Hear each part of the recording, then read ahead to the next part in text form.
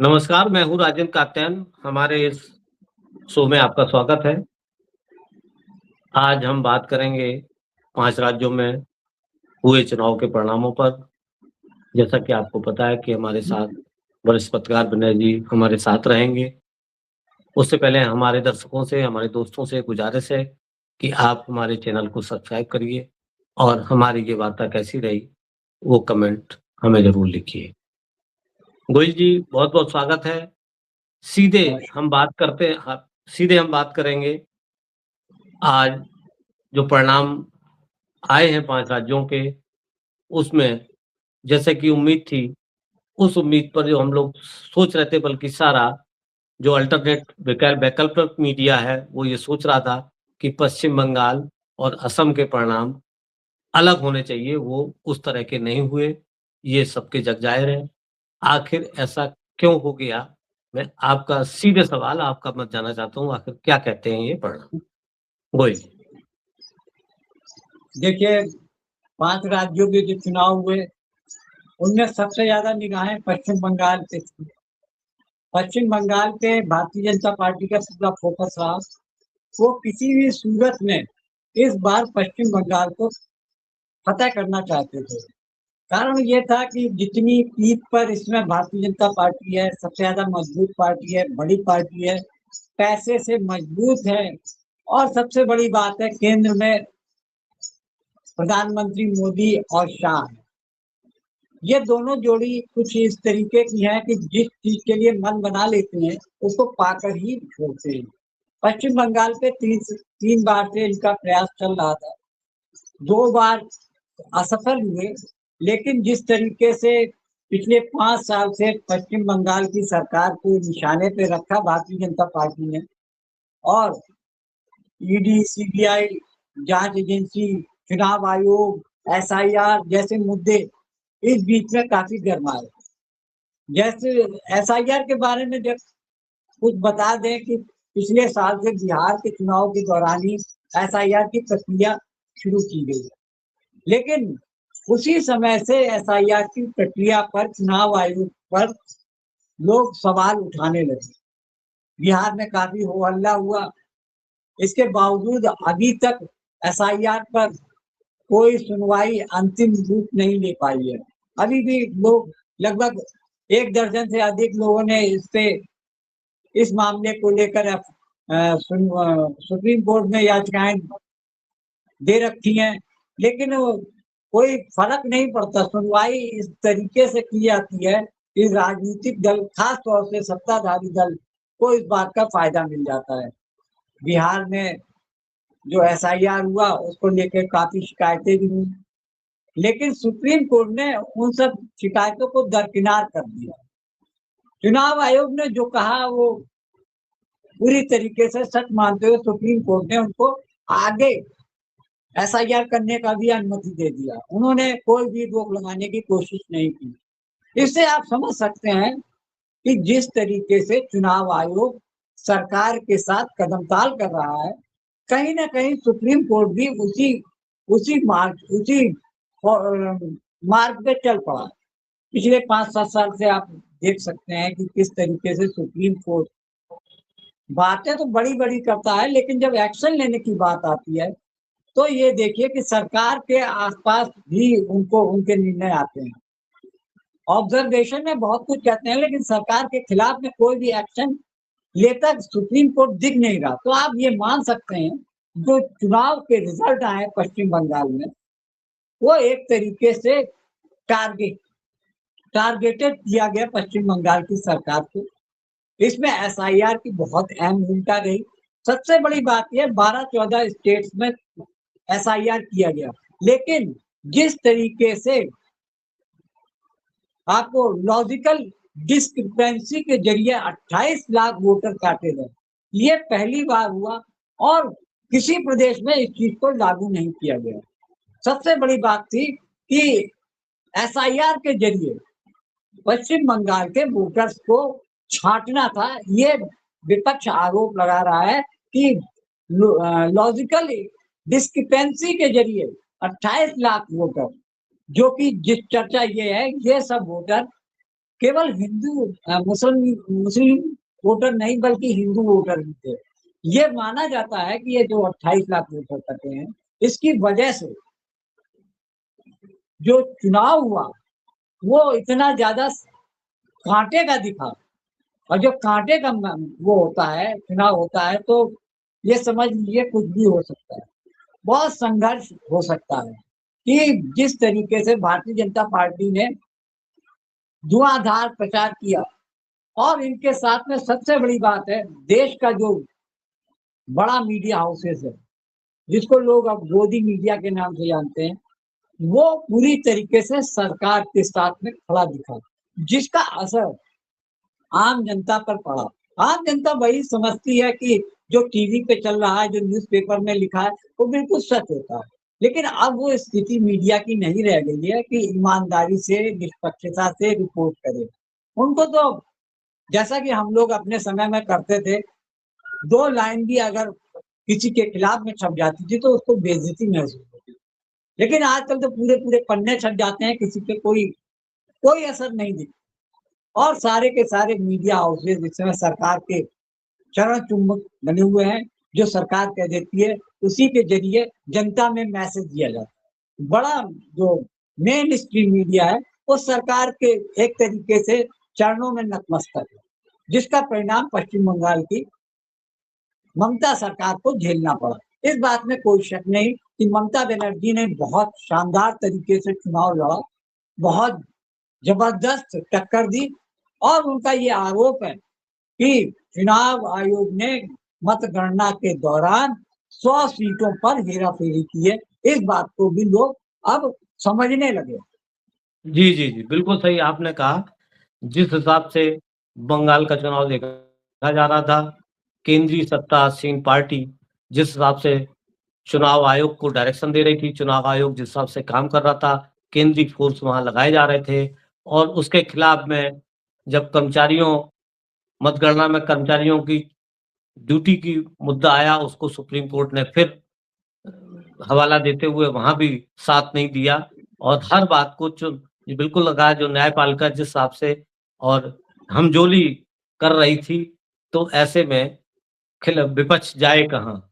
और ये बिल्कुल सामने दिख गया कि भारतीय जनता पार्टी अब सीधे-सीधी एक चुनावी मशीन बन गई है, जो पूरे सिस्टम को समझने लगी है और सिस्टम को संवैधानिक संस्थाओं को कैसे समझना है, सिस्टम को कैसे समझना है, इन सब चीज़ों को करते-करते वो ग्राउंड पे काम भी करती है। केवल यही नहीं है कि सिस्टम को वो उनके चारों तरफ से काम होते हैं, ऑक्टोपस की तरह से ग्राउंड पे भी काम होता है, संवैधानिक संस्थाओं को भी समझना है और अपनी हवा भी बनानी है। चुनाव के बिटवीन विशेष सत्र बुला के विवादित जो महिला बिल पास हो गया, उसको दोबारा नए तरीके से पेश करना, ये भी एक उसी स्ट्रेटजी का हिस्सा लगता है। और विपक्ष का सीधा-सीधा आरोप जो जैसा कि आप बता रहे हैं कि ममता बनर्जी ने चुनाव दमदारी से लड़ा और वो फाइट करती रहीं और चुनाव आयोग पर लगातार अ, आरोप लगते रहे, ये कोई छुपे नहीं है। आज भी विपक्षी सांसद या विपक्षी पार्टियों के सांसद और विपक्षी पार्टियों के नेता ऐसा बोल रहे हैं। लेकिन अब सवाल गोयल जी ये है, मेरा दूसरा सवाल कि ऐसे स्थिति में जब एक ताकतवर सत्ता पक्ष और चुनाव आयोग उसका साथ देता दिख रहा है, ऐसा आरोप है। ऐसी स्थिति में अब कैसे जो विपक्ष बन के खड़ा हुआ था जिसे इंडिया नाम दिया गया था, वो इंडिया गठबंधन या वो उस इंडिया का जो अब जो विकल्प विपक्ष का बना था, जो एकजुट हुआ था, जो एक 2000 जो करंट 24 के चुनाव के बाद ये हुआ, जो पहली बार उसपे थोड़ा-सा ये सत्तासीन सरकार या कहें मोदी सरकार बैक फुट पे आई और फिर उन्होंने उसको सँभाला, हरियाणा, महाराष्ट्र, बिहार होते-होते पश्चिम बंगाल तक पहुँच गए। तो अब उसका भविष्य आप कैसे देखते हैं कि ये विपक्ष अब इंडिया का क्या भविष्य होगा इन परिस्थितियों में? जब बंगाल भी अब सत्तासीन पार्टी के हाथ में है। देखिए, इस बात से इनकार नहीं किया जा सकता कि भारतीय जनता पार्टी अब एक अजेय पार्टी बन गई है। विपक्ष को ये लगने लगा है कि अब हम सीधे तौर पर भारतीय जनता पार्टी से जीत नहीं सकते। तो फिर वो बाहुबल भी है, धनबल भी है, और सबसे बड़ी चीज है उसके बाद राजनीतिक सत्ता भी है। जिस तरीके से पश्चिम बंगाल में ममता बनर्जी को की पार्टी को इन्होंने जोड़ तोड़ करके साम दाम दंड भेद अपनाकर तोड़ा और सरकार गिरवाई है, एक तरीके से लोकतंत्र की हत्या की गई है। अब विपक्ष को ये समझ जाना चाहिए कि अगर वो साथ नहीं रहेंगे तो निश्चित तौर पर भारतीय जनता पार्टी एक एक करके सभी दलों को खा जाएगी। अभी ताजा मामला आप देखिए, दिल्ली में राज्यसभा के 7 सदस्य आम आदमी पार्टी के इन्होंने पार्टी छोड़ने पे मजबूर कर दी। 7 सांसद, 10 में से 7 सांसद भारतीय जनता पार्टी में चले गए। अगर यही सांसद किसी और अन्य दल में गए होते तो भारतीय जनता पार्टी उनकी सदस्यता खत्म करवाने की कोशिश में रहती, लेकिन इतने विरोध के बावजूद राज्यसभा में उनको भारतीय जनता पार्टी का सदस्य बना लिया गया। अब ये समझ लीजिए कि भारतीय जनता पार्टी की आम आदमी पार्टी पे बहुत समय से निगाहें हैं।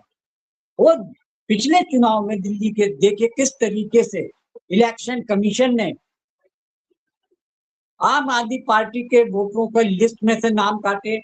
ये समझ लीजिए कि 20% अगर नाम काट लिए अरविंद केजरीवाल की विधानसभा सीट से और 20% अपने जोड़ दिए, यानी कि उनको 40% का लाभ हुआ।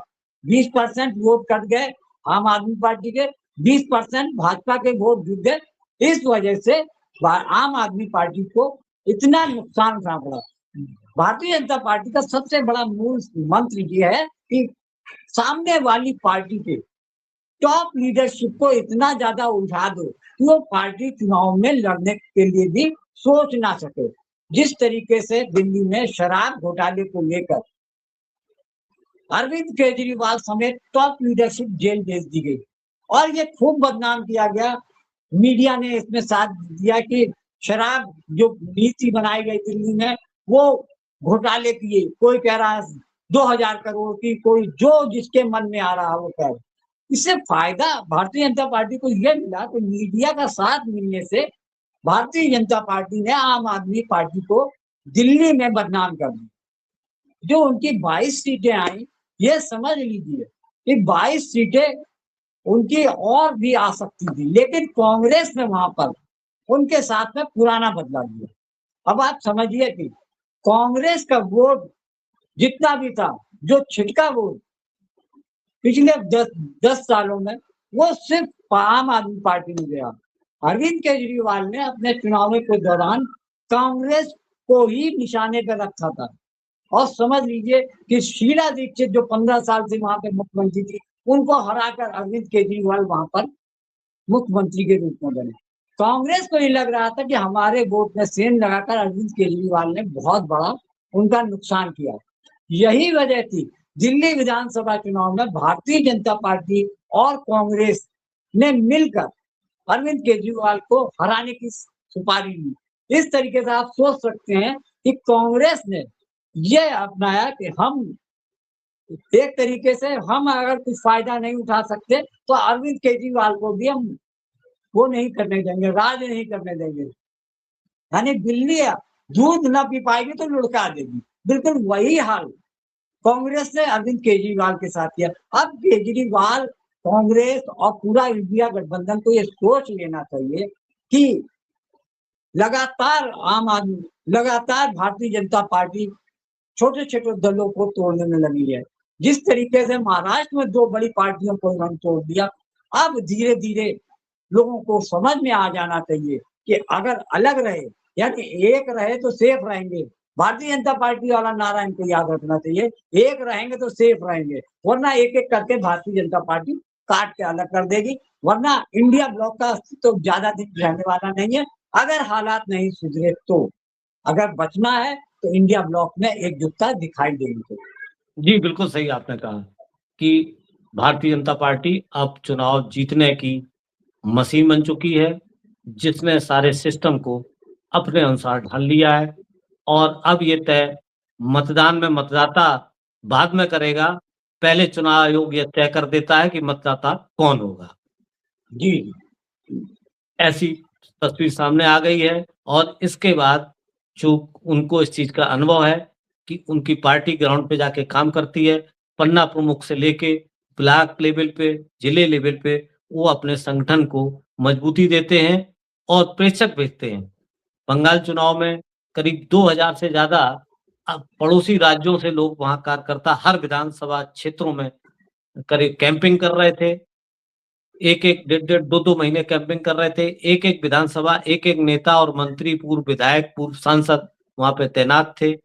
तो अब विपक्ष को, जैसा कि आपने कहा कि इंडिया ब्लॉक को भी समझना पड़ेगा कि इनकी टारगेट है छोटी-छोटी पार्टियों को खत्म कर देना। छोटी पार्टियाँ अभी इस चीज़ को मानने को तैयार नहीं है कि हमें एक भारत की सबसे बड़ी पार्टी जो अभी तक सत्ता में रही, जो स्वतंत्रता के साथ स्वतंत्रता आंदोलन से खड़ी हुई थी और उसको हमको मान लेना चाहिए। आज भी उनका जनाधार है, आज भी उनको देखा जाए वो जीत नहीं पा रहे हैं, कई स्टेट्स में नहीं है, लेकिन आज भी वोटों का प्रतिशत उनके पास सबसे ज़्यादा है। अगर समग्रता से पूरे हिंदुस्तान को देखा जाए, छोटे दलों को ये मानना पड़ेगा कि अगर एक वैकल्पिक एक विपक्ष देना है, तो हमको एकजुट होना पड़ेगा और एकजुट होने के लिए अपने स्वार्थ छोटे-छोटे छोड़ने पड़ेंगे और तभी एक स्वस्थ विकल्प दे पाएँगे, जो कि लोकतंत्र के लिए एक बहुत ज़रूरी है।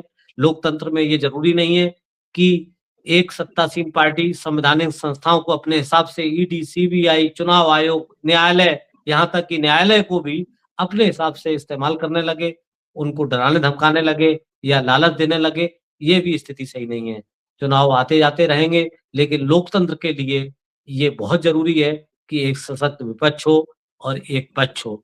वो जैसा कि आपने कहा कि इंडिया ब्लॉक को आगे आगे जाना है या अपने को सर्वाइव करना है, तो अब क्षेत्रीय दलों को समर्थन करना पड़ेगा, खुल के, दिल खोल के काम करना पड़ेगा, अपने निजी स्वार्थ को ताक पे रखने पड़ेंगे, तभी ये तस्वीर बदल सकती है। बहुत-बहुत धन्यवाद, आपने गोयल जी आए।